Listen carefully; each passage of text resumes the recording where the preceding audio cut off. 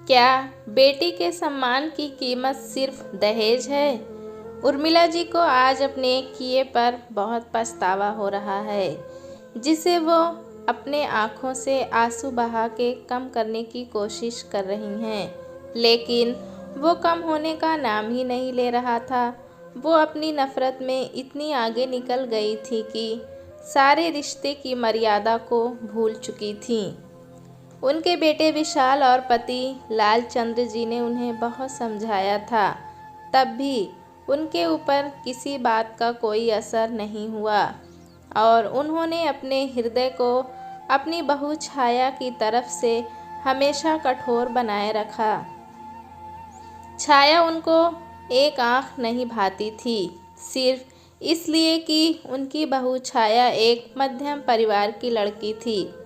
विशाल की शादी छाया से कराई भी तो दहेज उन्हें अपनी हैसियत के अनुसार नहीं मिल सका, जिससे सोसाइटी में और उनके दोस्तों में उनका नाम छोटा हो गया। लेकिन उन्हें अपने बेटे विशाल की जिद के आगे हार मानकर छाया को अपनी बहू बनाना ही पड़ा। बेटे के आगे वो हार तो गईं, पर उर्मिला जी ने इस रिश्ते को कभी दिल से स्वीकार नहीं किया और वो जहाँ तक संभव हो सका हर वक्त और हर बात में अपनी बहू को नीचे गिराने की पूरी कोशिश करती रहीं।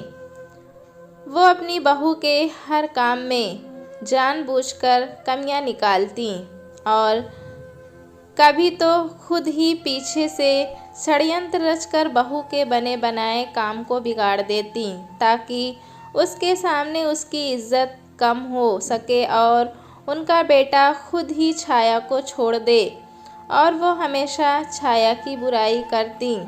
हर आने जाने वाले के साथ छाया के प्रति अपनी इस कटुता और मन में भरे विष के आगे उन्होंने कभी ध्यान ही नहीं दिया कि वो खुद ही अपने हाथों अपने घर में अशांति और कलह का कारण बनती जा रही हैं, जबकि उनकी बहू सबकी दुलारी थी, क्योंकि छाया ने हर वक्त हर बात पर अपने संस्कारी और पढ़ी लिखी सभ्य होने का परिचय दिया था। कभी सास का जवाब नहीं देती। छाया ने अपनी सास द्वारा खुद पर किए हर वार को हमेशा हंस के टाल दिया, ये सोचकर कि अगर वह सहती है तो एक दिन उन्हें अपनी गलती का एहसास ज़रूर होगा। उर्मिला जी छाया के माँ बाप को भी नहीं छोड़ती थीं। छाया को यकीन था एक न एक दिन उसकी सास को उसकी अच्छाई ज़रूर दिखेगी। यह बात सच भी है। अगर आप दिल के नेक और साफ हों तो किस्मत एक दिन आपकी अच्छाई का परिचय उन लोगों को ज़रूर कराती है जो बिन बात आपसे ऐब रखते हैं। आगे छाया की ज़िंदगी में हुआ भी कुछ ऐसा ही।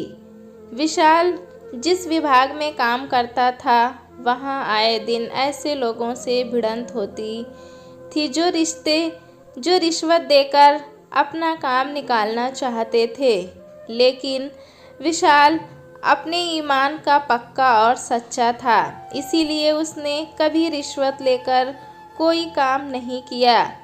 इसीलिए वहाँ आने वाले उन जैसे लोगों के लिए विशाल पाँव में लगे कांटे की तरह चुभता था। उन सब ने मिलकर षड्यंत्र रचा और विशाल को झूठे केस में फंसवा दिया, ताकि विशाल को जेल हो जाए और फिर वो उसके पद पर अपने आदमी को बैठा सके, जो उन लोगों का काम आसानी से कर दे, कोई भी परेशानी ना हो उनको। यहाँ तक कि विशाल की तरफ से जो भी वकील केस लड़ने को तैयार होता, वो लोग उसे इतना डरा धमका देते कि वो केस लड़ने से ही मना कर देता। तो ऐसी स्थिति में अब विशाल का जेल जाना तो निश्चिंत ही हो गया था। पूरे घर में सभी विशाल के लिए रोते और दिन रात मिलकर भगवान से प्रार्थना करते कि हे भगवान, उन्हें कोई तो रास्ता दिखा।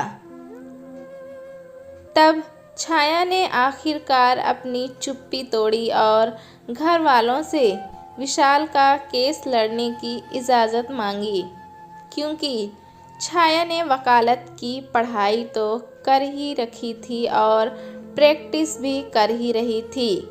पर तभी उसके लिए विशाल का रिश्ता आया था और वह विशाल को अपनी इतनी पसंद आई थी कि विशाल ने घर वालों को कह दिया था कि उसे कोई फ़र्क नहीं पड़ता कि छाया गरीब खानदान से है या अमीर। वो शादी करेगा तो छाया से ही, वरना किसी से नहीं, क्योंकि विशाल को छाया एकदम अपनी जैसी लगी थी। नेक दिल तो इस तरह छाया का विवाह विशाल से हो गया था, लेकिन उर्मिला जी ने छाया को आगे प्रैक्टिस नहीं करने दी और उसकी पढ़ाई रुकवा दी। बस वो छाया को हर बहाने दुख देना चाहती थी, लेकिन छाया ने सारी सास की खुशी के लिए अपनी वकालत भी छोड़ दी थी। इसलिए आज उर्मिला जी को अब अपनी गलती का एहसास हो रहा है कि वो नफ़रत में क्यों इतनी आगे निकल गई थी कि अच्छे बुरे की पहचान करना भूल गई थी। अब वो पूरे मन से और दिल से छाया को विजय होने का आशीर्वाद देती हैं और अपने किए की क्षमा मांगती हैं। छाया ने उर्मिला जी के आंसू पोंछे और उनके चरण स्पर्श किए। तब इसी के साथ दोनों के मध्य उपजे सारे गिले शिकवे आपसी प्रेम और अपनेपन की उमड़ी लहर में समा गए। छाया ने दिन रात एक करके तमाम तरह के सबूत और गवाह एकत्र किए, साथ ही मिलने वाली सभी धमकियों और अपने पर किए गए सभी असफल प्रहारों को निष्फल कर कोर्ट में अपने पति विशाल को बेगुनाह साबित कर दिया। विशाल पर जितने इल्ज़ाम लगे थे सब हटा दिए गए और उसकी पोस्ट भी उसको वापस मिल गई। पूरे घर में अब फिर से खुशियाँ लौट आई हैं। सबने मिलकर भगवान को धन्यवाद दिया और उर्मिला जी ने तो विशेष तौर पर अपनी बहू के सम्मान में एक पार्टी का आयोजन किया, जहां उन्होंने खुश होकर सबके सामने अपनी बहू की प्रशंसा की और सबको यह सीख भी दी कि मिलने वाले दहेज से किसी की बेटी के सम्मान की कीमत नहीं आंकी जाती, बल्कि इंसान में बसने वाले उसके गुण, संस्कार, प्रेम, अपनेपन और सेवा के भाव से ही उसके कद और सम्मान को समाज के सामने ऊंचा माना जाता है। इन सब का अभाव होने पर घर में खुशियाँ कभी नहीं टिकती और इंसान को रह रहकर दुखी करती रहती हैं। इसीलिए मैं तो यही कहूँगी कि प्यार करो बहू को बेटी मानकर, आपसी प्रेम भाव का रिश्ता पहचान कर। मैंने देर से ही सीखा, लेकिन अब मुझे अपनी बहू की कद्र हो गई है। जो गलती मैंने की वो आप लोग ना करें। दहेज से बहू को ना आंकें, क्योंकि दहेज से ज़्यादा कीमती बहू होती है। मैंने तो अपना बहुत कीमती वक्त खो दिया, पर अब मैं अपनी बहू को वो खुशी, वो अहमियत दूंगी जिसकी वो हकदार है।